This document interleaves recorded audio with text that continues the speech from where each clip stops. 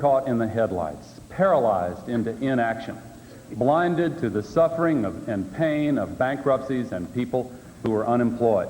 We have an environmental crisis, a health insurance crisis, substandard education. It is time for a change. Bill Clinton and I want to get our country moving forward again, put our people back to work, and create a bright future for the United States of America. Thank you. Okay. The next statement will be from Vice President Quayle. Well, thank you, Senator Gore, for reminding me about my performance in the 1988 vice presidential debate. This is 1992. Bill Clinton is running against President George Bush. There are two things that I'm going to stress during this debate. One, Bill Clinton's economic plan and his agenda will make matters much, much worse. He will raise your taxes, he will increase spending, he will make government bigger, jobs will be lost. Second, Bill Clinton does not have the strength nor the character to be President of the United States. Let us look at the agendas. President Bush wants to hold the line on taxes. Bill Clinton wants to raise taxes. President Bush is for a balanced budget amendment. Bill Clinton is opposed to it. We want to reform the legal system because it's too costly. Bill Clinton wants the status quo. We want to reform the health care system. Bill Clinton wants to ration health care. Bill Clinton wants to empower government. We want to empower people. In St. Louis, Missouri, in June of this year, Bill Clinton said this: "America is the mockery of the world." He is wrong. At some time during these next 4 years, there is going to be a crisis. There will be an international crisis. I can't tell you where it's going to be. I can't even tell you the circumstances, but it will happen. We need a president who has the experience, who has been tested, who has the integrity and qualifications to handle the crisis. The president has been tested. The president has the integrity and the character. The choice is yours. You need to have a president you can trust. Can you really trust Bill Clinton? Admiral Stockdale, your opening statement, please, sir.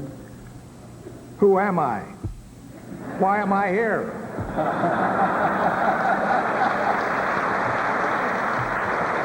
I'm not a politician. Everybody knows that. So don't expect me to use the language of the Washington Insider. 37 years in the Navy, and only one of them up there in Washington. And now I'm an academic. The centerpiece of my life was the Vietnam War. I was there the day it started. I led the first bombing raid against North Vietnam. I was there the day it ended, and I was there for everything in between. 10 years in Vietnam, aerial combat, and torture. I know things about the Vietnam War better than anybody in the world. I know some things about the Vietnam War better than anybody in the world. And I know how governments, how American governments can be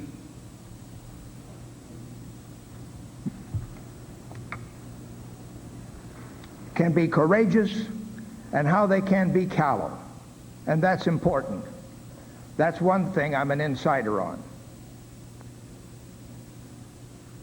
I was the leader of the underground of the American pilots who were shot down and imprisoned in North Vietnam.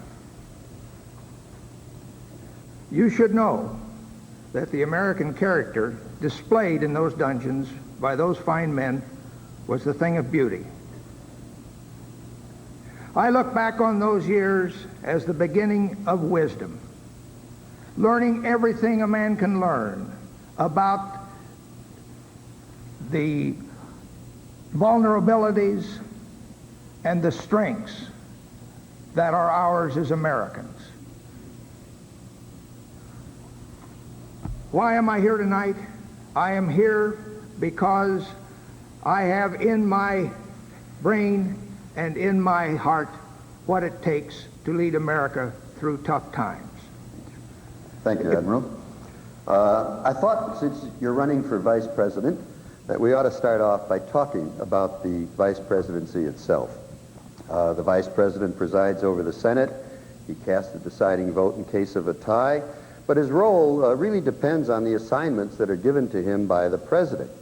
However, if a president should die in office or is unable to serve for any other reason, the vice president automatically becomes president.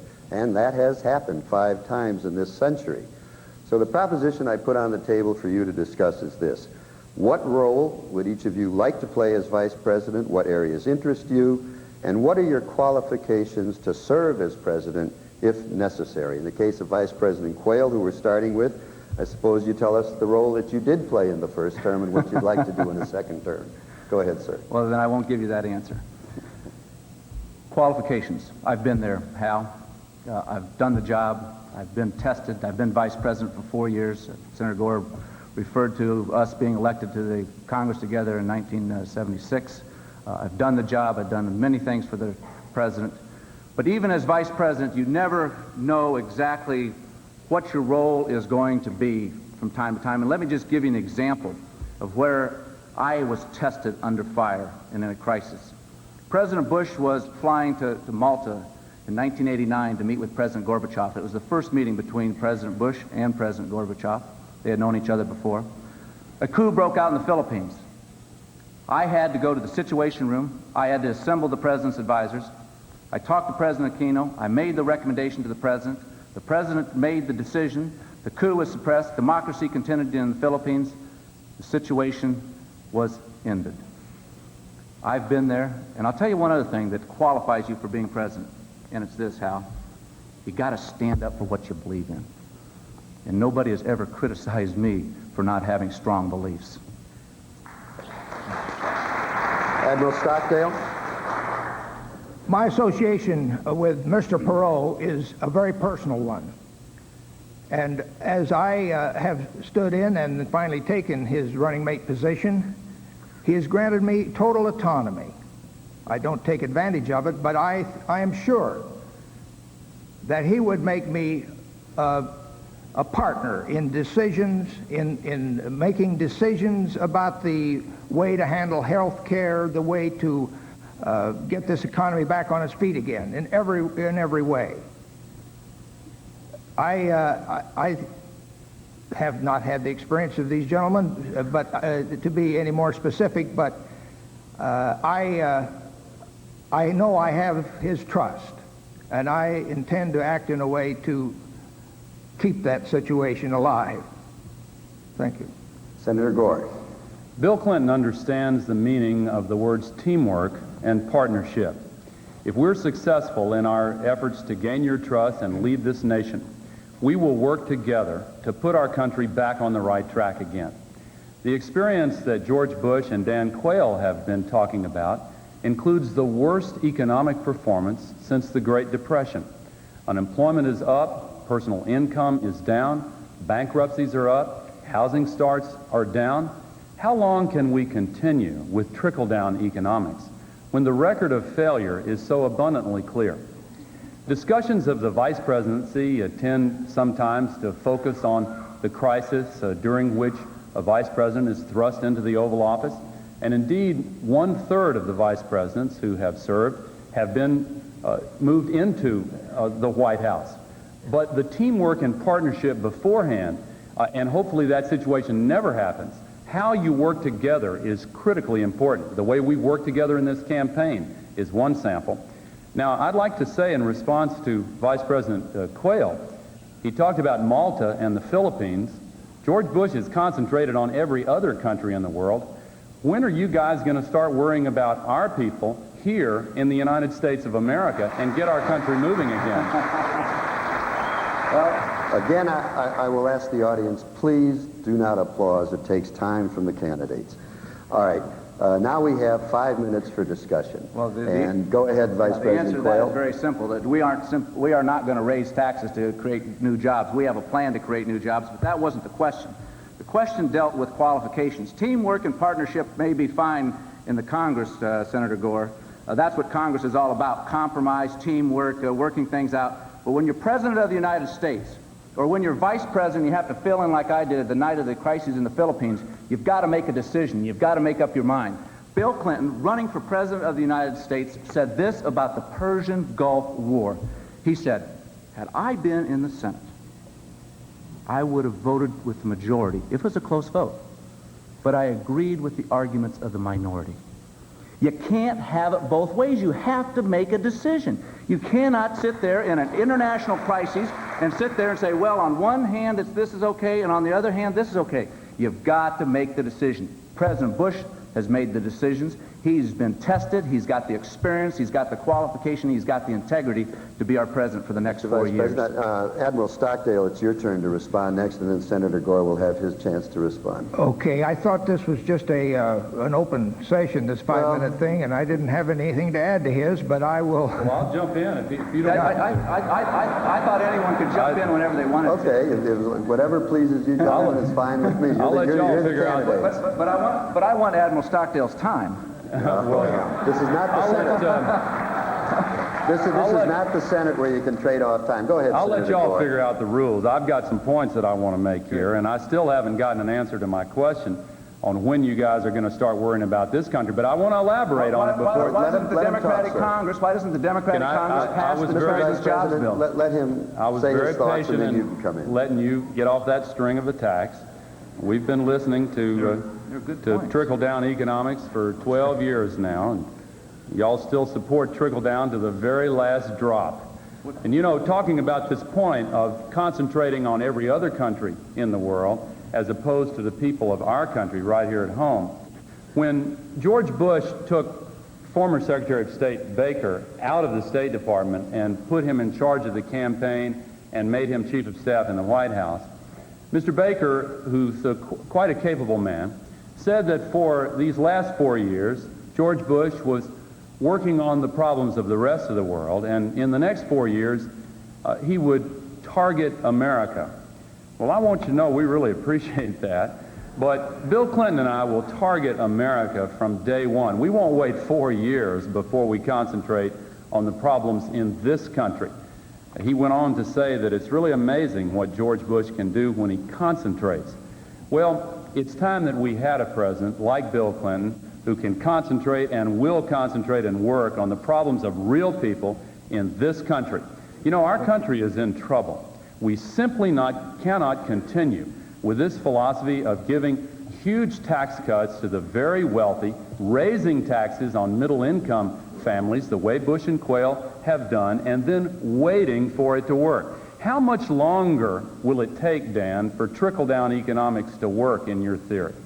Well, we're going to have plenty of time to talk about trickle-down government, which you're for. Well, I'd like to hear the answer. But the question is, which you have failed to address, and that is, why is Bill Clinton qualified to be president of the United States? You've talked about Jim Baker. You've talked about trickle-down economics. You've talked about the worst economy in 50 years. You haven't told us one reason why Bill Clinton is qualified to be president of the United States. I'll be happy to. I want to go back and make a point.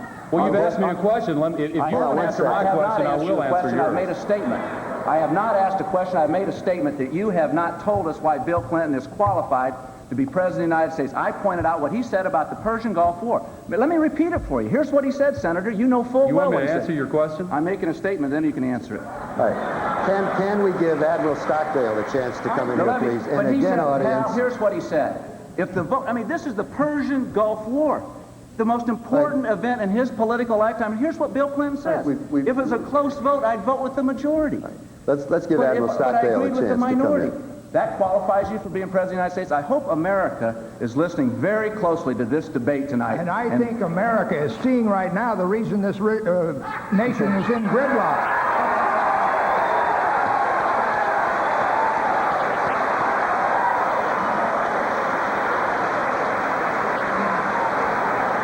The trickle-downs and the tax and spends, or whatever you want to call them, are at swords points. We can't get this economy going. Over here we've got Dan, whose president is going to take 8 years to balance the budget, and on my left the senator whose boss is going to get it halfway balanced in 4 years. Ross Perot has got a plan to balance the budget 5 years in length from start to finish, and we're people of the non-professional category who are just sick of this terrible thing that's happened to the country. And we've got a man who knows how to fix it, and I'm working for him. I was I was a little bit worried that there might not be a free-flowing discussion tonight. Thanks for... Let's move on to the economy. Specifically, the economy was talked about at great length the other night in the presidential debate. Let's talk about a very particular aspect of the economy, and that is getting people back to work. For the average person, the great fear is losing his or her job, and many Americans have lost jobs in this recession, which also means a loss of benefits, the loss of a home, a destruction of a family's security. Specifically, how would your administration go about getting people back to work, and how long is it going to take? And we start with Admiral Stockdale. The lifeblood of our economy is investment. And right now, when we pay we borrow $350 billion a year, it saps the money markets, and the private investors are not getting their share. What we do is work on that budget by an aggressive program, not a painful program, so that we can start borrowing less money and getting more investment money on the street through entrepreneurs who can build factories, who will hire people, and maybe we'll start manufacturing goods here in this country again. That's my answer. Okay, Senator Gore. Bill Clinton's top priority is putting America back to work.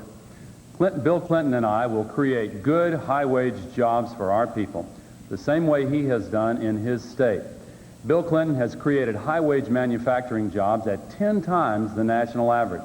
And in fact, according to the statistics coming from the Bush-Quayle Labor Department, for the last 2 years in a row, Bill Clinton's state has been number one among all 50 in the creation of jobs in the private sector. By contrast, in the nation as a whole, during the last 4 years, it is the first time since the presidency of Herbert Hoover that we have gone for a 4-year period with fewer jobs at the end of that 4-year period than we had at the beginning. And look at manufacturing. We have lost 1.4 million jobs in manufacturing under George Bush and Dan Quayle. They have even, we learned 2 weeks ago, taken our tax dollars and subsidized the moving of U.S. factories to foreign countries. Now, don't deny it, because 60 Minutes and Nightline and the nation's newspapers have investigated this very carefully. When are you going to stop using our tax dollars to shut down American factories and move them to foreign countries and throw Americans out of work? Vice President Quayle. Senator, don't always believe what you see on television. Let me tell you, the media have been wrong before. We have never subsidized any country or encouraged any company to move from the United States to Latin America. You know full well the Caribbean Basin Initiative. You've supported that. Nope. That is a program there. I vote against it. You have voted for it in your record? Nope. Okay, well, we're going to have a lot of interesting debate after this debate. Our people will be glad to furnish the press, if they're interested, in Senator Gore's voting record on the Caribbean Basin Initiative. But let's talk, you keep talking about trickle-down economics and all this stuff about the worst economy since Hoover. It is a bad economy. It's a tough economy. The question isn't it's not who you're going to blame. What are you going to do about it? Your proposal is to raise $150 billion in taxes, to raise $220 billion in new spending. No. How is raising taxes going to help small business? How is raising taxes going to help the farmer? How is raising taxes going to help the consumer of America? I submit to you that raising taxes will make matters much, much worse. Okay, Admiral, we now throw it open for discussion. Admiral Stockdale, it's your turn to start the discussion. Well, we've got to clean out the barn, if I may quote my boss, and start getting this investment money on the street so we can get and encourage entrepreneurs to build factories. The program is out there. It's a put together thing that requires some sacrifice, but not excessive. And we are willing to move forward on a 5-year clip to put us back where we can start over and get this nation straightened out. Senator Gore? Well, getting people back to work. the difference between the Perot-Stockdale plan and the Clinton-Gore plan is that Ross Perot's plan concentrates almost exclusively on balancing the budget and reducing the budget deficit. And the danger is that if that is the only goal, it could throw our nation back into an even worse recession. Bill Clinton and I have a detailed 5-year budget plan to create good jobs, cut the budget deficit in half, and eliminate the investment deficit in order to get our economy moving forward again. We have a $20 billion infrastructure fund to create a nationwide network of high-speed rail, for example, and what are called information superhighways to open up a whole universe of knowledge for our young people and to help our universities and companies that rely on new advances in the information revolution. We also have tax incentives for investment in job-creating activities, not the kind of encouragement for short-term rip-offs like the proposal that we have had from George Bush. But I want to return and say one more time, you have used our tax dollars to subsidize the recruitment of U.S. companies to move overseas and throw Americans out of work. In Decaturville, Tennessee, not very far from my home, a factory was shut down right there when they were solicited by officials paid with U.S. taxpayers' money, and then the replacement workers in a foreign country were trained with our tax dollars, and then their imports were subsidized coming back into the United States. When are you going to stop that program? We do not have any program that encourages companies to close down here and to go and invest in foreign soil. That is absolutely outrageous. Of course American businesses do have business abroad. We've got global competition. We want the businesses to expand. Do you realize this, Senator, that every job that's overseas, there's 3 jobs back here to support that? But never have we ever, and nor would we, support the idea of someone closing down a factory here and moving overseas. That's just totally ridiculous. It's going on right now. No, it happened in Tennessee, in Decaturville, Tennessee. When George Bush went to Nashville, the employees who lost their jobs asked to meet with them. I talked with them. Let me tell you what they're feeling. Some of them are in their 50s and 60s. They want to know where they're going to get new jobs when their jobs have been destroyed. And there are 1.4 million manufacturing jobs that have been lost because of the policies of you and George Bush. Are we going to, do you seriously believe that we ought to continue the same policies that have created the worst economy since the Great Depression? I hope that when you talk to those people, you said, and the first thing that Bill Clinton and I are going to do is raise $150 billion in new taxes. You've got that wrong, too. And the first, that is part of your plan, $150 billion in new taxes? Well, you're going to disavow your plan. Listen, what we're proposing... You know what you're doing? You know what you're doing? You're pulling a Clinton. And you know what a Clinton is? And you know what a Clinton is? A Clinton is what he says one thing one day and another thing the next day. You try to have both sides of the issues. The fact of the matter is that you are proposing $150 billion in new taxes. No. And I hope that you talk to the people in Tennessee and told them that you're going to have You can say it all you want, but it doesn't make it true. I hope you talked to them about you were going to increase spending at $220 billion. I'm sure what you didn't talk to them about was about how we're going to reform the health care system, like the president wants to do. He wants to go out and to reform the health care system so that every American will have available to them affordable health insurance. I'm sure one other thing that you didn't talk to them about, Senator, and that is legal reform. Because your position on legal reform is the status quo. And yet you talk about foreign competition. Why should an American company have to spend 15 to 20 times on product liability insurance costs compared to a company in Japan or a company in Germany or somewhere else? That's not right. We have product liability reform legislation on Capitol Hill that will create jobs, and the Democratic Congress won't pass it. Okay. I think it's time to move on to our next topic. All 3 of you gentlemen have some expertise in defense and the armed forces. Vice President Quayle and Senator Gore both served on the Senate Armed Services Committee. Admiral Stockdale, of course, has a very distinguished military career. With the end of the Cold War, everyone agrees that there's going to be major cuts. They're already started in the defense budget. But this country has a long history of neglecting its military needs in peacetime, then paying for it with heavy casualties when we're caught unprepared. How much of a defense cut is safe? What happens to the people who are forced to leave the military services, or if they lose their jobs because they're working in defense industries? I think we start with Senator Gore this time. Bill Clinton and I support a strong national defense. He and I have both fought for change within the Democratic Party as well as within the country. In the aftermath of the Cold War, the definition of strong national defense has obviously changed somewhat. For example, George Bush wants to maintain at least 150,000 American soldiers in Europe, even though World War II ended 50 years ago. Bill Clinton and I agree with so many military experts who believe that it is time for the Europeans, who are so much wealthier now and more powerful than they were at the end of World War II, to start picking up a little more of that tab themselves and not rely so exclusively on the United States taxpayers for the defense of Europe. We believe that we can make savings in our defense budget and at the same time improve our national security. Now, for those who are affected by the cutbacks, whether they come from George Bush or Bill Clinton and me, the difference is Bill Clinton and I have a defense conversion program so that those who won the Cold War will not be left out in the cold. We want to put them to work, building an infrastructure and an economy here in this country for the 90s and the next century. Vice President Quayle. We won the Cold War because we invested in national security.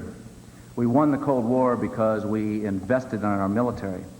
We didn't win we won the Cold War because America had the political will and made the right decisions. Yes, we can make the cuts in defense, and we have.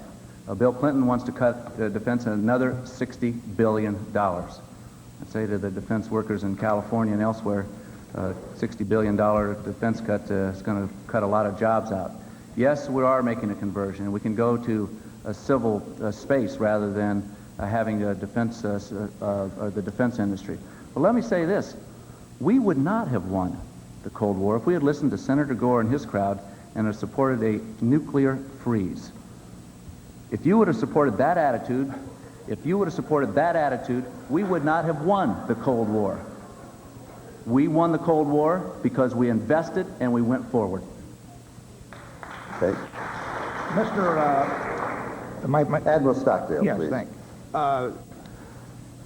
The numbers in terms of the dollar cuts as they stand on our plans now show us almost the same as the Vice President's. But we note that Governor Clinton's plan is almost twice as much a cut as either one of us. I've been through the end of World War II and the surprise beginning of Korea to see how it cost us more money because we overcut the defense budget in the first place. I don't say that. So I think that should be eyed with great suspicion. People that are really kicking the props out from under our grand military establishment prematurely. Now there's other differences between the Perot approach and what we see up here on either side of me, and that has to do with we want to focus our interests, economic and military, more to the Pacific. We figure that we are generally going along with any sort of a troop removal from Europe. So that's still another face of this puzzle. Okay, Senator Gore, would you like to start the discussion period on this topic? I'd like to respond first to you, Admiral Stockdale. Under the details of our 5-year budget plan, we do propose more in defense cuts than George Bush and Dan Quayle, but only 5% more. Admiral Crow, who I think was one of your classmates in Annapolis, has endorsed the military portions of our plan, even though he was the chairman of the Joint Chiefs under George Bush, and John White has endorsed the economic aspects of our plan, even though I believe he was the architect of Ross Perot's economic plan. Now, when I heard George Bush say at the convention in Houston that when he heard the phrase, "we won the Cold War," it made him wonder who the "we" was. Well, I want to tell you, President Bush, the "we" is the people of the United States of America. This wasn't a partisan victory that came suddenly a few months after you took the oath of office. This started with Harry Truman, and it was a bipartisan effort from the very beginning. George Bush taking credit for the Berlin Wall coming down is like the rooster taking credit for the sunrise. Now, and I want to add one other thing, because in the debate a few nights ago, I think President Bush made a very serious misstatement of fact in response to Ross Perot. It was a kind of a little lecture he gave to Ross Perot when he said, "Those SS-18s are gone, Ross. That's done." He reached a deal with Boris Yeltsin to completely remove them so we can all sleep safely without any fear tonight. But you know what?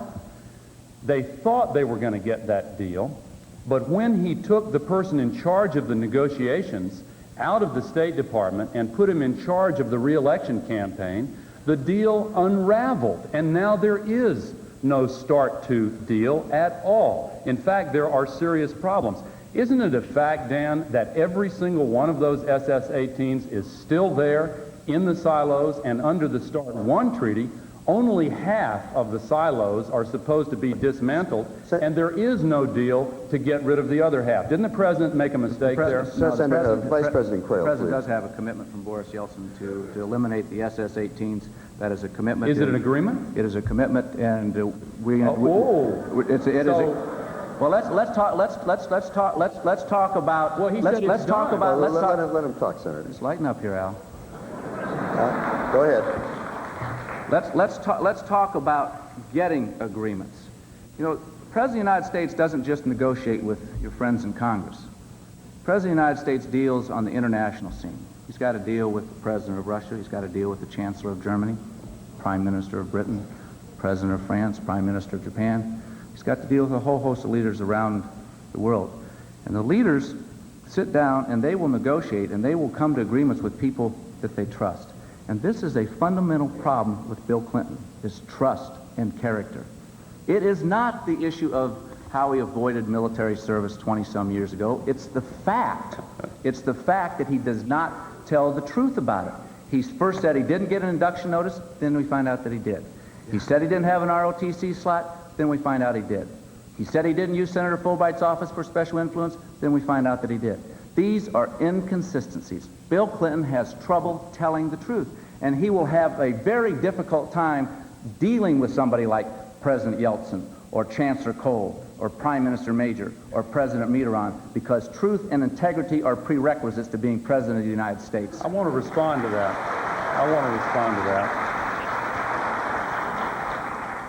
George Bush, in case you've forgotten, Dan, said, "Read my lips, no new taxes." Read my lips. And you know what? I didn't think I was going to hear that tonight. Hold on, let me finish. Okay. He also said he wanted to be the environmental president.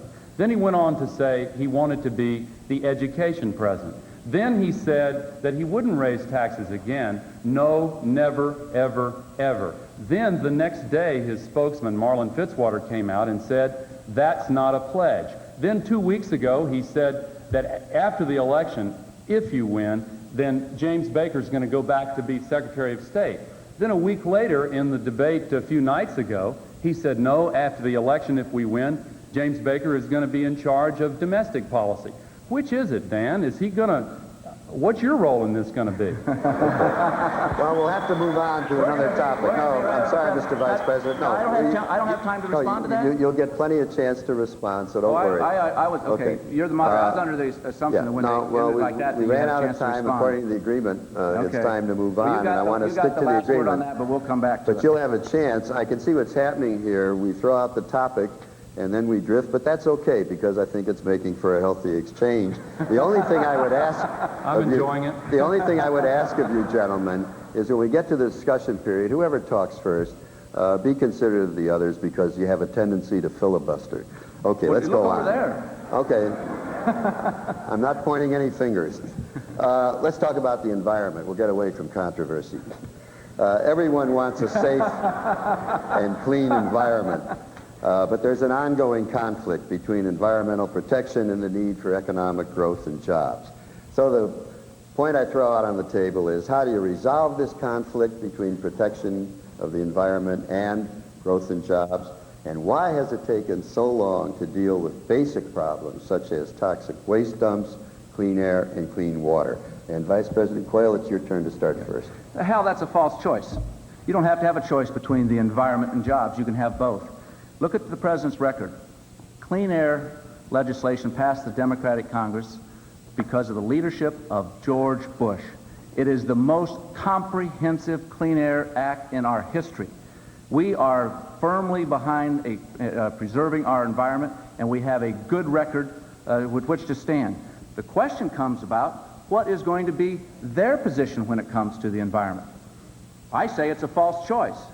You ought to ask somebody in Michigan, a UAW worker in Michigan, if they're thinking increasing the CAFE standards, the fuel economy standards, to 45 miles a gallon is a good idea. 300,000 people out of work.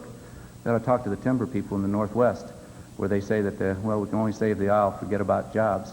You ought to talk to the coal miners. They're talking about putting a coal tax on. They're talking a tax on utilities, a tax on gasoline, home heating oil, all sorts of taxes. No, Hal, the choice isn't the environment and jobs. With the right policies, prudent policies, we can have both. Admiral Stockdale. I read Senator Gore's book about environment, and I don't see how he could possibly pay for his proposals in today's economic climate. The Marshall Plan of Environment and so forth. And also, I'm told by some experts that the things that he fears most may not be all that dangerous, according to some scientists. You can overdo, I'm told, environmental cleaning up. If you purify the pond, the water lilies die. I love this planet, and I want it to stay here, but I don't like to have it the private property of fanatics that want to overdo this thing. Senator Gore. Bill Clinton and I believe we can create millions of new jobs by leading the environmental revolution instead of dragging our feet and bringing up the rear. You know, Japan and Germany are both openly proclaiming to the world now that the biggest new market in the history of world business is the market for the new products and technologies that foster economic progress without environmental destruction. Why is the Japanese business organization, the largest one they have, the Keidan-Ren, arguing for tougher environmental standards than those embodied in U.S. law? Why is MITI, their trade organization, calling on all Japanese corporations everywhere in the world to exceed by as much as possible the environmental standards of every country in which they're operating? Well, maybe they're just dumb about business competition, but maybe they know something that George Bush and Dan Quayle don't know, that the future will call for greater efficiency and greater environmental efficiency. This is an issue that touches my basic values. I'm taught in my religious tradition that we are given dominion over the earth, but we're required to be good stewards of the earth, and that means to take care of it. We're not doing that now under the Bush-Quayle policies. They have gutted the Clean Air Act. They have broken his pledge to be the environmental president. Bill Clinton and I will change that. Okay, discussion period now. Again, leave time for each other, please. Vice President Quayle, go ahead. Well, I'm tempted to yield to Admiral Stockdale on this.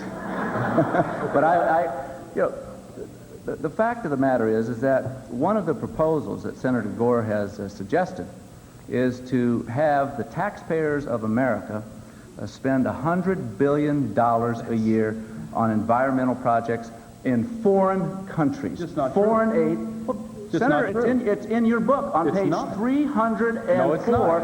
It is No, it's there. not. It is No, in it's your not. book. You know, Hal, I wanted to bring the Gore book tonight because I figured he was going to pull a Bill Clinton on me, and he has, because he's going to disavow what's in his book. It's in your book. No. It comes out to $100 billion of foreign aid for environmental projects. All right, let's give him now, a chance to answer. How will Yeah. you pay for it? How are we going to pay for an extra $100 billion of the taxpayers' money for this? Dan, I appreciate you reading my book very much, but you've got it wrong. No, I've got it right. There's no such proposal. There is no such... Okay, well, we'll May- find is- we'll Let find him out talk, afterwards. Mr. Vice President. Let the senator talk. Go ahead. There is no such proposal. What I have called upon is a cooperative effort by the United States and Europe and Asia to work together in opening up new markets throughout the world for the new technologies that are necessary in order to reconcile the imperatives of economic progress with the imperatives of environmental protection. Take Mexico City for an example. They are shutting down factories right now, not because of their economy, but because they're choking to death on the air pollution. They're banning automobiles some days of the week. Now, what they want is not new laser-guided missile systems. What they want are new engines and new factories and new products that don't pollute the air and the water, but nevertheless allow them to have a decent standard of living for their people. Last year, 35% of our exports went to developing countries, countries where the population is expanding worldwide by as much as 1 billion people every 10 years. We cannot stick our heads in the sand and pretend that we don't face a global environmental crisis. Nor should we assume that it's going to cost jobs. Quite the contrary. We are going to be able to create jobs, as Japan and Germany are planning to do right now, if we have the guts to lead. Now, earlier we heard about the auto industry and the timber industry. There have been 250,000 jobs lost in the automobile industry during the Reagan-Bush-Quayle years. There have been tens of thousands of jobs lost in the timber industry. What they like to do is to point the finger of blame with one hand and hand out pink slips with the other hand. They've done a poor job both with the economy and the environment. It's time for a change. Admiral Stockdale, did you have something you wanted to say here? I know that I read where Senator Gore's mentor had disagreed with some of the scientific data that is in his book. How do you respond to those criticisms of that sort? Do you Deny it. take this into account? No, let me respond. Thank you, Admiral, for saying that. You're talking about Roger Revelle.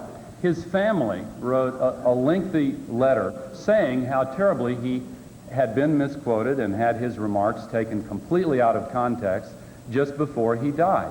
He believed up until the day he died. No, it's true. I'd ask the audience died last to stop, year, please. and just before he died, he co-authored an article which had statements taken completely out of context. In fact, the vast majority of the world's scientists, and they have worked on this extensively, believe that we must have an effort to face up to the problems we face with the environment. And if we just stick our heads in the sand and pretend that it's not real, we're not doing ourselves a favor. Even worse than that, we're telling our children and all future generations that we weren't willing to face up to this obligation. I believe that we have a mandate to try to solve this problem, particularly when we can do it while we create jobs in the process.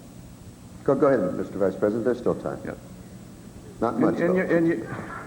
I know it. We got to have a little equal time here now, Hal.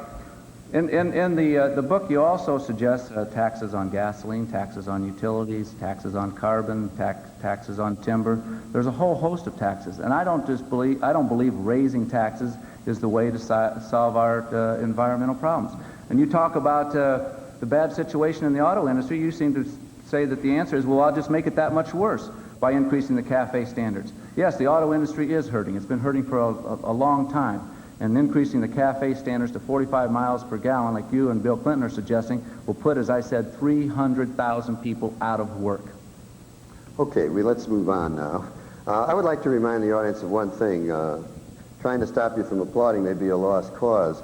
I didn't say anything about hissing, but I do think it is discourteous. And there's no call for that, and it reflects badly on the candidate you're supporting. So let's knock that off. Let's go on to health care.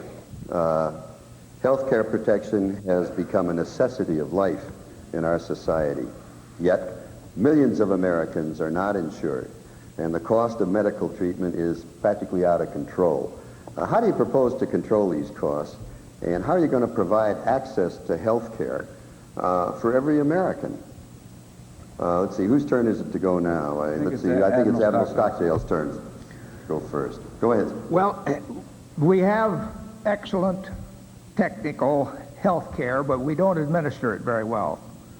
And the escalating costs top any other budget danger on the horizon, I think. And what Mr. Perot has suggested is that we try to look at the incentives that are in our current way of doing business are what are killing us. There's no incentive for a hypochondriac not to go to Medicare every day. There is no incentive for a doctor to curtail the expensive tests because he's under threat of malpractice lawyers. And so we just have a web of wrong way incentives that has to be changed by some people who are in the medical profession and some other crafty people who know how to write contracts to change incentives or get the incentives situation under control. Senator Gore. Bill Clinton and I believe that if a criminal has the right to a lawyer, every American family ought to have the right to see a doctor of their own choosing when they need to see a doctor. There are almost 40 million Americans who work full-time today and yet have no health insurance whatsoever. We are proposing to change that, not with a government-run plan, not with new taxes, but with a new approach called managed competition. We are going to provide a standard health insurance package provided by private insurance companies and eliminate the duplication and red tape and overlap, and we're going to have cost controls to eliminate the unnecessary procedures that are costing so much money today. There was a bipartisan commission, evenly divided between Republicans and Democrats, who looked at our plan and the Bush-Quayle proposal. They said ours will save tens of billions of dollars and cover every American. The Bush proposal, by contrast, will cost us tens of billions and still leave Americans uninsured. But what I want to know is, why has George Bush waited for 3.5 years during this health insurance crisis before finally coming out with a proposal just before the election, and he still hasn't introduced it in Congress? Why the long wait, Dan? Vice President? Al, President Bush has had his health care reform agenda on the Capitol Hill for 8 months. He's had parts of it up there for years. You talk about increasing costs that the President has had on Capitol Hill, medical malpractice reform legislation for several years. Defensive medicine and health care today costs $20.7 billion. Defensive medicine defined as testing and treatment that is only necessary in case of a lawsuit. Wouldn't that be nice to take $20.7 billion that we're putting into our legal system and put it to preventive health care or women's health care or something else besides trial lawyers? But no, you don't want to reform the health care system to drive down costs through medical malpractice. What you're doing, you are talking about a government program. Your program is to ration health care. You said in your statement to see a doctor when you want to see a doctor. When you start rationing health care, there's going to be a waiting line to see a doctor unless it's an emergency. Remember when we rationed energy in this country? Waiting lines at the gasoline stations. The same thing would happen when you ration health care. The President's proposal deals with tax credits, deductions, and purchasing health care in the private sector and making health care affordable and available to every single American. Admiral Stockdale, would you like to start the discussion period? Well, I'm out of ammunition on this. Well, let me talk then, because I've got a couple of things that I Go want ahead, to say. Senator. We still didn't get an answer to the question of why George Bush waited for 3.5 years didn't wait for during the 3.5 years. national I did answer health the question. insurance crisis before he even made a proposal, and it still hasn't been submitted to Congress in the form of legislation. I also want to respond to the question about malpractice. Do you know which state has the lowest malpractice premiums in the entire country? Bill Clinton's Arkansas does, partly because he has passed reform measures limiting the time during which malpractice suits can be filed. In fact, tort claims generally have fallen 10% under Bill Clinton there. But you know, that's not the reason for this health insurance crisis. The reason is we've had absolutely no leadership. Let me tell you about a friend of mine named Mitch Philpott from Marietta, Georgia, not far from here, who Tipper and I met with his family in Johns Hopkins Hospital.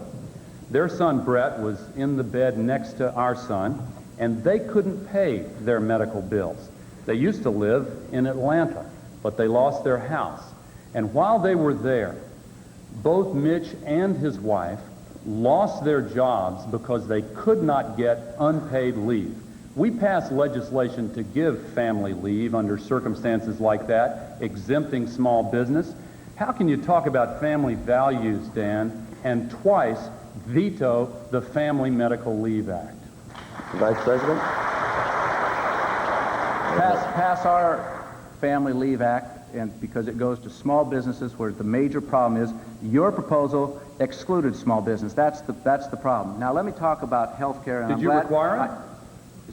Did you require it? My turn. Did you require family Lighten leave? up, Al. My turn. It's a free discussion. Take a breath, Al. Inhale. It's a free discussion. Did you require family leave in that legislation, yes or no? We offered incentives to small businesses. Yes or no? Were small business exempted under your proposal? Yes. Yes, and that's where the biggest problem is. Did you require it of anyone? I'm going to get back to the topic Did you require it of because anyone? he obviously doesn't want to talk about health insurance or health care, which you address. I was absolutely, no, I shouldn't say that. Another Clinton. You pulled another Clinton on me because here you go again. Medical malpractice legislation has been before the Congress of the United States, and you try to convince the American people that Bill Clinton is for tort reform. The biggest campaign contributors to your campaign are the trial lawyers of America. We have a letter, and we're going to release it again to the media if the media is interested, where the head of the trial lawyers of Arkansas said that Bill Clinton was basically in their back pocket, that Bill Clinton has always opposed tort reform of any kind. It's in the letter. We have it. We'll make it available because Bill Clinton is not for tort reform. I'd like to know where Bill Clinton stands on health insurance. When he's campaigning in New Hampshire, he says, I am for the pay or play health insurance. Pay or play, that's a 7 to 9% payroll tax on every worker in America that participates in this program. Can I respond? And then all of a sudden, this summer, he says, oh, I'm not for a pay or play. Here we go again. Bill Clinton, one day he's for pay or play, the next day he's against pay or play. He does it in education. He writes Polly Williams, a Democrat state legislator in Milwaukee, Wisconsin, saying, I'm for choice in education. Then he goes to the NEA Teachers Union and says, sorry, I'm not for choice in education because you won't let me be for choice in education. One time Bill Clinton says, term limits. We ought to limit terms. It's ridiculous that a member of Congress can serve for 30, 40, 50 years and you limit the terms of the president, but that's another subject. We're fixing to limit one. Yeah. We're gonna limit. It's not going to be mine. It's going to be people like you and Kennedy and Metzenbaum and George Mitchell and the rest of that Democratic Congress on Capitol Hill. That's who we're talking about, and that's who the American people, in case, as you well know, you've got term limits for a president. You don't have term limits for Congress, and I think it's absolutely ridiculous that we don't. I want to respond to some of this. Here goes Bill Clinton again. He says, well, term limits, that's an interesting idea. I think I might be in favor of that. Then his Democratic friends in Congress say, no, Bill, you can't be for that. You know, Bill Clinton has trouble telling the truth. I want to respond to some of this. You have to tell the truth. I want to respond, if I might. Go ahead, Senator, quickly. You know, in response to my question before that long laundry list, he said that they had their own family leave proposal. It was just like the proposal of your party back when Social Security was first proposed. You said, we're for it as long as it's voluntary. Same with Medicare. You said, we're for it so long as it's voluntary. Civil rights, we're for it so long as it's voluntary. Senator, I'm going to have to ask you to wrap this one up. Family leave is important enough to be required. Okay, thanks. Coming out of health care, again trying to avoid controversy, let's talk about the abortion debate.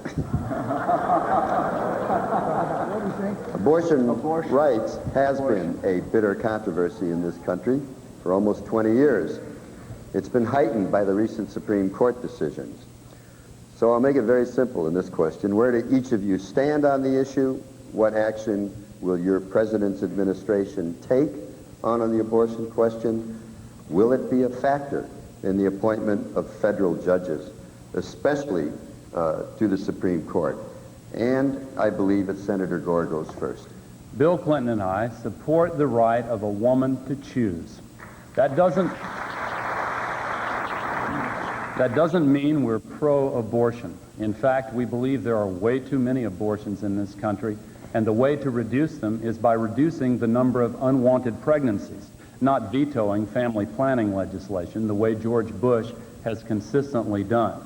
The reason we are pro-choice and in favor of a woman's right to privacy is because we believe that during the early stages of a pregnancy, the government has no business coming in and ordering a woman to do what the government thinks is best. What Dan Quayle and George Bush and Jerry Falwell and Pat Robertson think is the right decision in a given set of circumstances is their privilege. But don't have the government order a woman to do what they think is the right thing to do. We ought to be able to build more common ground among those who describe themselves as pro-choice and pro-life in efforts to reduce the number of unwanted pregnancies. But Dan, you can clear this up very simply by repeating after me, I support the right of a woman to choose. Can you say that?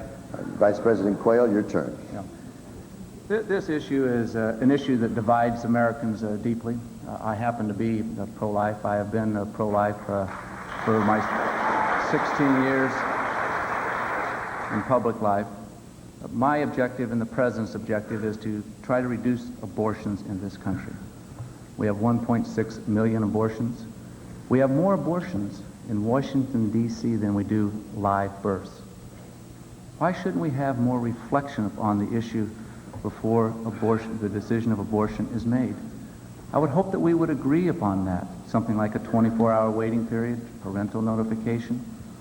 I was in Los Angeles recently, and I talked to a woman who told me that she had an abortion when she was 17 years of age. And looking back on that, she said it was a mistake.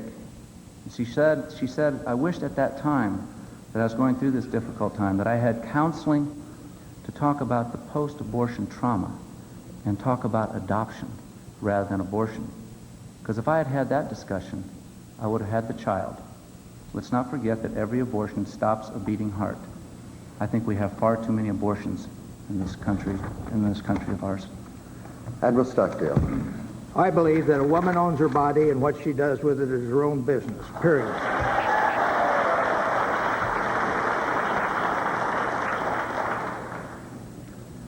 Period. That's it?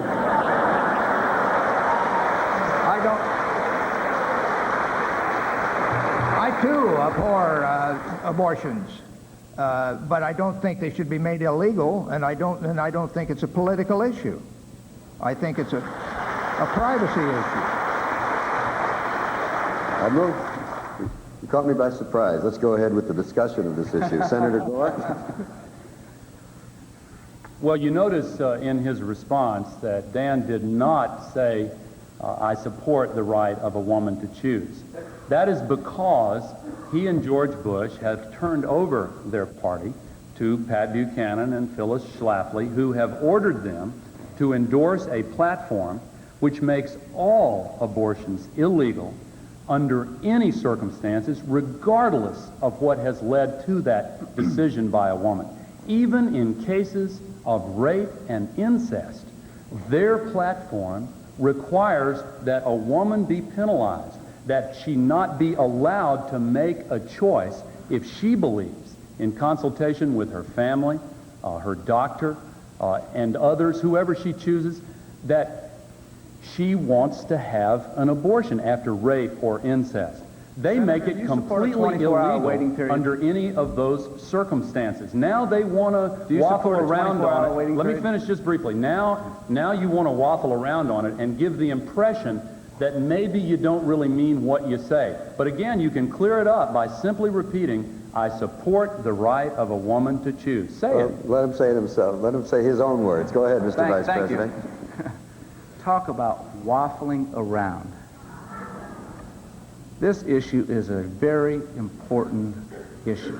It has been debated throughout your public life and throughout my public life. And one thing that I don't think that is wise to do, and that is to change your position. At one time, and most of the time in the House of Representatives, you had a pro-life position. Simply not in true. 1987, you wrote a letter, and we'll pass this out to the Simply media not too. true. You wrote a letter saying that you oppose taxpayer funding of abortion. Bill Clinton has the same type of a record. In some circumstances. No, we're going to qualify it now. And I still do. And Bill Clinton, when he was governor of Arkansas, also worked with the Right to Life people and supported Right to Life positions, and now he has changed. Talk about waffling around. This is the typical type of Clinton response. Even on the issue like abortion, he's on both sides of the issue. Take the NAFTA agreement. Oh, wait a minute. How long did he have to just wait I know you want to about change the NAFTA subject, agreement? Dan, but let's stay on this one for a while. How long did he have to wait, or how quickly did he change his position on education? He changes his position all the time. Let's stay with this issue Bill for a while. Clinton has trouble telling the truth. Right. Now- 3 words he fears most. Does anybody have any In the view English about the language, appointment of tell judges the on this? truth. Yeah, I want to talk about this because the question was not about free trade or education. The question was about. You're the one that brought up the issue of waffling. Dan, and he has waffled on the abortion issue. Let me talk now. It's going to be a long evening if you're like this now because. No, it's Don't not. change the Gentlemen, let's get subject. on with it. Don't Go change ahead. the subject because what you have Answer my what questions you have then. done. Answer my questions. On the 24-hour waiting period, do you support that? I have had Do you the same support that? position on abortion in favor of a woman's right to choose. Do you support a woman's right to Do you choose or support not? a 24-hour You're waiting period still to have avoiding- reflection? you're Talk still about avoiding the the question. Now, wait a minute. Let me tell you why this is so important. There are millions of women in this country who passionately believe in the right of a woman to privacy, and they want to stack the Supreme Court with justices who will take away the right to privacy. Make no mistake about it. That is their agenda, and if you support them, don't be surprised that that is exactly what they want to do, and that is why Dan Quayle refuses to say this evening that he supports the right of a woman to choose.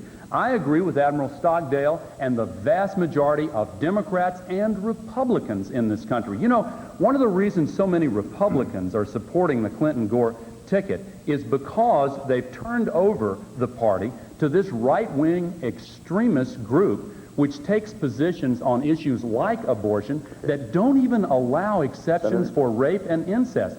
Again, can't you just say you support the right of a woman to choose? Can we give Admiral Stockdale a chance to jump in here if he wants to or if I he would dares like to get in. I feel like I'm an observer at a ping pong game where they're talking about, they're expert professional politicians that massage these intricate plots and know every nuance to them. And meantime, we're facing a desperate situation in our economy. I've seen the cost of living double in my lifetime. A new granddaughter was born in my family, my granddaughter, 3 weeks ago. And according to the statistics that we have, that is the Perot group, the chances of her seeing a doubling of the standard of living are nil. In fact, her children will be dead before another this standard of living is doubled. So what the heck? Let's get on with talking about something substantive. All right, Mr. Vice President, you'll have a chance to. You'll have a chance in the closing statements. Let's move on to another topic. Just 15 seconds to respond. Well, can I have 15 seconds also? Let's move on, gentlemen. I'll tell you what. All right, let's not. We're not horse trading. We're having a debate. Let's go on. Let's talk about the cities, because that's where a majority of Americans live, in urban areas, and they're facing a financial and social crisis. They've lost sources of tax revenue. The aid that once came from the federal and state governments has been drastically cut. There's an epidemic of drugs, crime, and violence. Their streets, their schools are like war zones. It's becoming increasingly difficult to pay for public education, for transportation, for police and fire protection, the basic services that local government must provide. Now, everybody talks about enterprise zones. That may be part of the solution. But what else are your administrations really going to be willing to do to help the cities? Vice President Quayle, it's your turn to go first. Well, hell, enterprise zones are important, and it's an idea that the President has been pushing. There's been very strong reluctance with the Democratic Congress. We'll continue to push it. We also want to have home ownership. I was at a housing project in San Francisco several months ago and met with people that were trying to reclaim their neighborhood. They wanted home ownership. They didn't want handouts. And I was with the Democrat mayor of San Francisco who was there supporting our idea. But when you look at the cities and you see the problems we have, crime, drugs, lack of jobs, I also want to point out one of the fundamental problems that we have in our American cities and throughout America today, and that is the breakdown of the American family. I know some people laugh about it when I talk about the breakdown of the family, but it's true. 60% of the kids that are born in our major cities today are born out of wedlock. We have too many divorces. We have too many fathers that aren't assuming their responsibility. The breakdown of the family is a contributing factor to the problems that we have in urban America. Admiral Stockdale. I think enterprise zones are good, but I think the problem is deeper than that. I think we are, when I ran a civilization for several years, a civilization of 300 to 400 wonderful men. We had our own laws. We had practically our own constitution. And I was the sovereign for a good bit of that. And I tried to analyze human predicaments in that microcosm of life in the world. And I found out that when I really got down to putting out do's and don'ts, and lots of these included, take torture for this and that and this and that, and never take any amnesty for reasons they all understood and went along with. But we had an acronym, BACK US, and each one of those BACK was something for which you had to make them hurt you before you did it. Bowing in public, getting on the radio and so forth. But at the end, it was US, BACK US. You got the double meaning there. But the US could be called the United States, but it was unity over self. Loners make out. Somehow we're going to have to get some love in this country between races, between rich and poor. You've got to have leaders, and they're out there who can do this with their bare hands, with working with people on the scene. Senator Gore, please. George Bush's urban policy has been a tale of two cities. The best of times for the very wealthy, the worst of times for everyone else. We have seen a decline in urban America under the Bush-Quayle administration. Bill Clinton and I want to change that by creating good jobs, investing in infrastructure, new programs in job training and apprenticeship, welfare reform, to say to a mother with young children that if she gets a good job, her children are not going to lose their Medicaid benefits, incentives for investment in the inner city area, and, yes, enterprise zones. Vice President Quayle said they're important, but George Bush eliminated them from his urban plan, and then when they were included in a plan that the Congress passed, George Bush vetoed the enterprise zone law, the law that included them, for one reason: because that same bill raised taxes on those making more than $200,000 a year. Let's face up to it, Dan. Your top priority, really, isn't it, to make sure that the very wealthy don't have to pay any more taxes? We want to cut taxes on middle-income families and raise them on those making more than $200,000 a year. And if we can take our approach, the cities will be much better. Okay, let's start the discussion period right here. Go ahead. What plan is that that's just going to raise taxes on those making over $200,000 a year? You may call that your plan, but everyone knows that you simply can't get $150 billion in new taxes by raising the marginal tax rate to a top rate of 36% and only tax those making $200,000 a year. It's absolutely ridiculous. The top 2%, which you refer to, that gets you down to $64,000. Then you have about a $40 billion shortfall. That gets you down to $36,000 a year. Everybody making more than $36,000 a year will have their taxes increased if Bill Clinton is President of the United States. And I don't know how you're going to go to urban America and say that raising taxes is good for you. I don't know how you're going to go to urban America and say, well, the best thing that we want to, or the best thing that we can offer is simply to raise taxes again. This is nothing more than a tax and spend platform. We've seen it before. It doesn't work. Let me tell you about a story. Can I respond to some of why that? don't you let him respond? I've got a very good example. Can I want to talk respond to you some of about when we talk about families here. Because I was meeting with some former gang members in Phoenix, in Los Angeles, and Albuquerque, New Mexico. And when I talked to those former gang members, here's what they told me, why they joined the gang. They said, well, joining a gang is like joining a family. I said, joining a family? Yes, because the gang offered support, it offered leadership, it offered comfort. It was a way to get ahead. Where have we come if joining a gang is like being a member of a family? And Senator that's Gore, you why wanted to I think respond? families I do. have to be strengthened, and you don't strengthen the American family by raising taxes. Go ahead. I do want to respond Go to ahead, that. Senator. Admiral?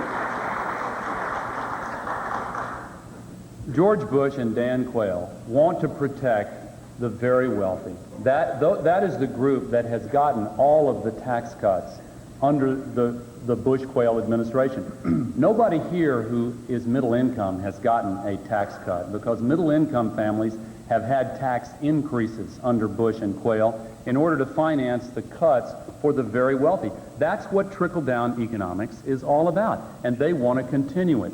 We're proposing to also require foreign corporations to pay the same taxes that American corporations do when they do business here in the United States of America. George Bush has not been willing to enforce the laws and collect those taxes. We want to close that loophole and raise more money in that way. Can we stick to when the you talk cities, about, excuse me? Stick to the cities. All right. He talked about ways to raise money to help the cities. What we're proposing is to invest in the infrastructure in cities and have targeted tax incentives for investment right in inner city areas. The enterprise zones represent a part of our proposal also, and strengthening the family through welfare reform. And you know, the Bush administration has vetoed family leave. They have cut childhood immunization and college aid. If you don't support parents and you don't support children, how can you say you support families? How about supporting parents and the right to choose where their kids go to school, Al? Do you support that? Let the parents, let the Do you parents, want me to answer? public or private schools? Want me to answer? Go ahead. We support the public school choice to go to any public school of your choice. What we don't support, and listen to what they're proposing, to take U.S. taxpayer dollars and subsidize private schools. Now, I'm all for private schools, but to use taxpayer dollars when the people who get these little vouchers often won't be able to afford the private school anyway, and the private school is not under any obligation to admit them, that is a ripoff of the U.S. taxpayer. This is a very important issue. Choice in education is a very important issue. And he said that he was not for choosing to, giving the parents the right to choose to send their kids to public schools. But it's okay for the wealthy to choose to send their kids to private schools, but it's not okay for the middle class and the working poor to choose where they want to send their kids to school. I think that it's time that all parents in America have a right to choose where they send their kids to school to get an education. Admiral Stockdale, would you like to have the last word in this period? I come down on the side of freedom of school choice. And there's a lot of misunderstandings that I've heard here tonight that I may have the answer to.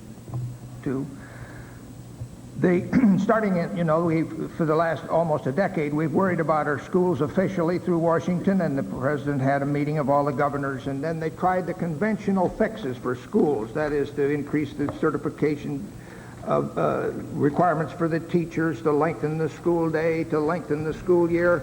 Nothing, this is a very brief overview of the thing, but nothing happened. And it's time to change the school structure. In schools, bureaucracy is bad and autonomy is good. The only good schools we have are those run by talented principals and devoted teachers. And they're running their own show. How many times have I thrived? You know, the best thing I had when I ran that civilization, it succeeded, and it's a landmark. The best thing I had going for me was I had no contact with Washington for all those years.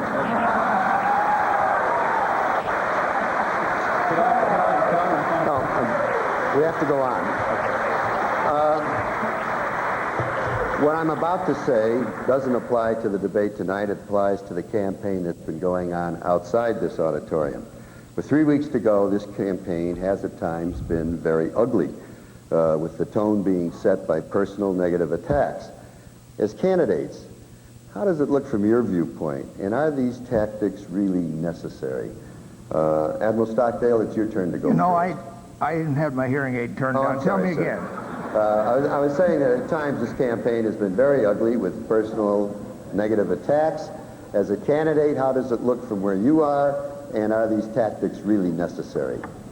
Nasty attacks. Well, I think there is a case to be made for putting emphasis on character over these issues that we have been batting back and forth and have a life of their own. Sure, you have to know where you're going with your government, but character is the big variable in the success. The character of the leaders is the big variable in the success, long-term success of an administration. I went to a friend of mine in New York some years ago, and he was the president of a major network, TV network, and he said, you know, I think we have messed up this election process. It was an election year by stressing that putting out the dogma that issues are the thing to talk about, not character. He said, I felt so strongly about this, I went back and read the Lincoln-Douglas debates. Read those debates. How do they come down? Douglas is all character. He knows all of the little stinky numbers these guys do. Abraham Lincoln had character. Thank God we got the right president in the Civil War. But that is a question that is a valid one. And, you know, I would like to brag about the character of my boss. Senator Gore. This election is about the future of our country, not about personal attacks against one candidate or another. Our nation is in trouble, and it is appalling to me that with 10 million Americans out of work, with the rest working harder for less money than they did 4 years ago, with the loss of 1.4 million manufacturing jobs in our nation, with a health care crisis, a crisis of crime and drugs and AIDS, substandard education, that George Bush would constantly try to level personal attacks at his opponent. Now this, of course, just reached a new low last week when he resorted to a classic McCarthyite technique of trying to smear Bill Clinton over a trip that he took as a student along with lots of other Rhodes Scholars who were invited to go to Russia. It's a classic McCarthyite smear technique. I think the President of the United States ought to apologize. I think that he insulted the intelligence of the American people, and I'm awful proud that the American people rejected that tactic so overwhelmingly that he decided he had made a mistake. Do you think it was a mistake too, Dan? Okay.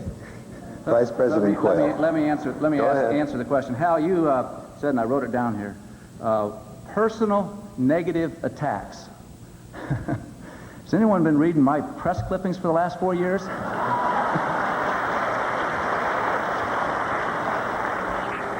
But I agree with one thing with Senator Gore, and that is that we ought to look to the future.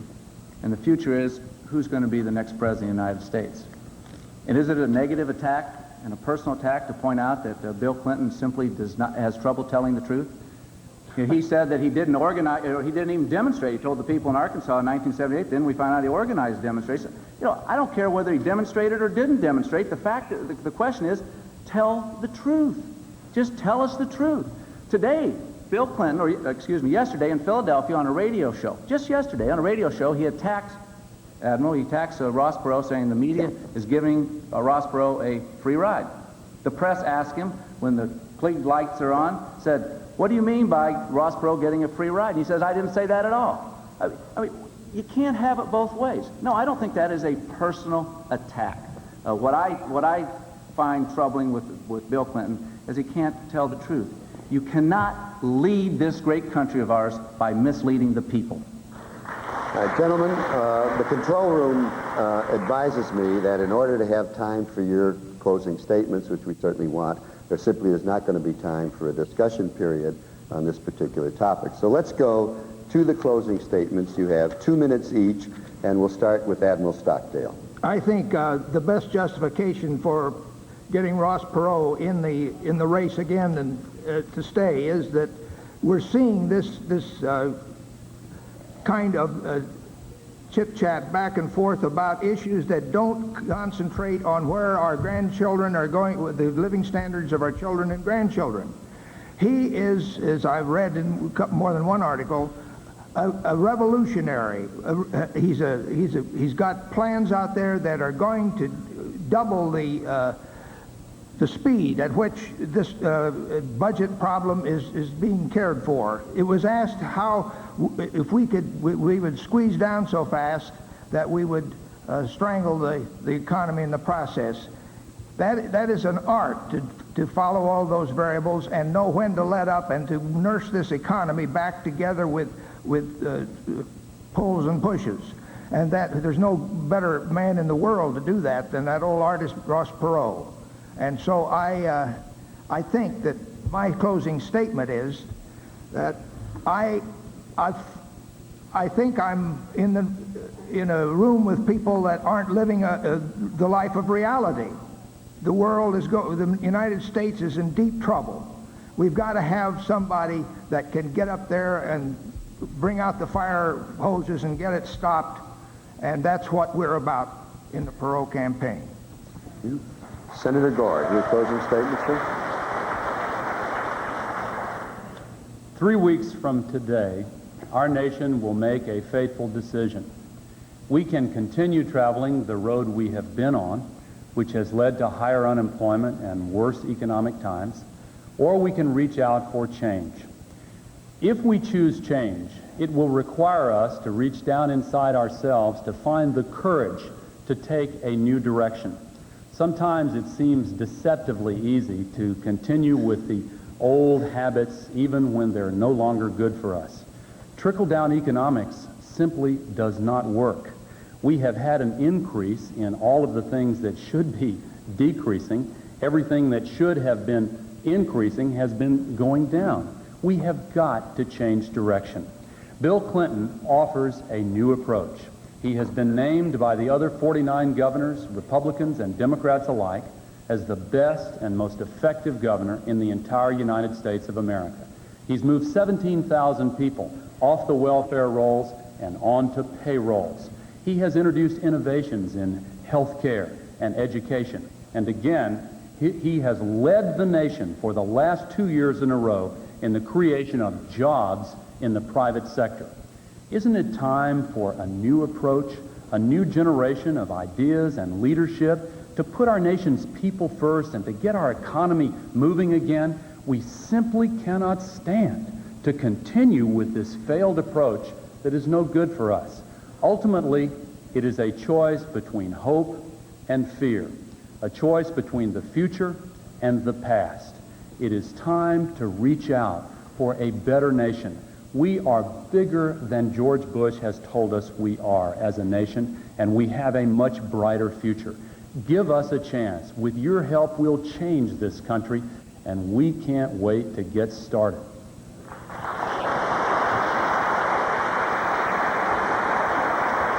Vice President Quayle.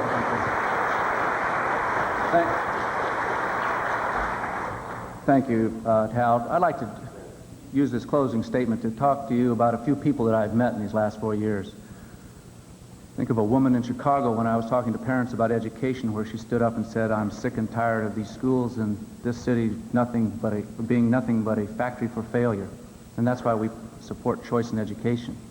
I was in Beaumont, Texas, and met with small business people, and they wanted to reform the civil justice system because they think our legal system costs too much and there's too much of a delay in getting an answer.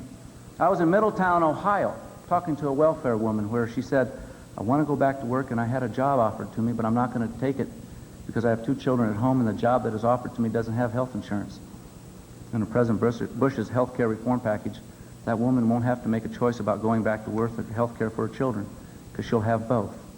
I was in Vilnius, Lithuania, Independence Square, speaking to 10,000 people in the middle of winter. Hundreds of people came up to me and said, "God bless America." Yes, in the next 4 years, as I said, somewhere, sometime, there's going to be a crisis. And you need to have a president that is qualified, has the experience, and has been tested. Not one time during this evening, during 90 minutes, did Al Gore tell us why Bill Clinton is qualified to be president. He never answered my charges that Bill Clinton has trouble telling the truth. The choice is yours. The American people should demand that their president tell the truth. Do you really believe Bill Clinton will tell the truth? And do you trust Bill Clinton to be your president?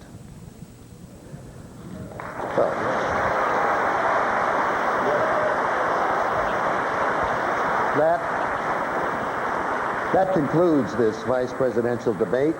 I'd like to thank Vice President Quayle, Senator Gore, Admiral Stockdale for being participants. The next presidential debate is scheduled for this Thursday at 9 p.m. Eastern Time at the University of Richmond in Richmond, Virginia. To all of our viewers and listeners, thank you and good night. Admiral? Live from Atlanta, Georgia, the vice presidential candidates' joint appearance. Associated Press says, and I quote, Al Gore and Dan Quayle collided over leadership, the environment, and the economy this night in a debate of vice presidential candidates spiced by James Stockdale's denunciation of the political gridlock in Washington. Reuters News Service says Vice President Dan Quayle and Democratic Vice Presidential nominee Al Gore tangled bitterly over taxes and character issues in a debate in which independent James Stockdale asked, quote, why am I here? CBS News correspondent Bill Lagatuda was in the hall in Atlanta. Bill, winners, losers, any new ground broken? Dan, I'm not sure that any new ground was broken here tonight. It sounded a lot like the same old